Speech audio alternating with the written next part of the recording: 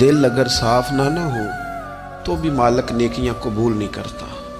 پاک ہوویں تے پاک ہی ملدا ہی تے بنا پاکوں پاک نہیں ملدا۔ اے سارے وجود دے دھون دے نالوں اکو تولا ہے ٹکڑا دل دا۔ یہ جو پاکیزگی ہے نا دل کی، یہ نہ ہو تب بھی نیک اعمال اس کی بارگاہ میں قبول نہیں ہوتے۔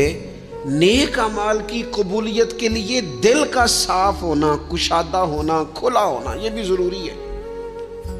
دل میں بوجھ ہو، عداوت ہو، حسد ہو، لوگوں کے لیے کینہ بھرا ہوا ہو اور اعمال قبول ہو جائیں نہ۔ اس کریم کے کچھ فیصلے ہیں، وہ اعمال کی قبولیت کے آداب بتاتا ہے۔ وہ کہتے ہیں میری مرضی سے کرو گے تو میں قبول کروں گا،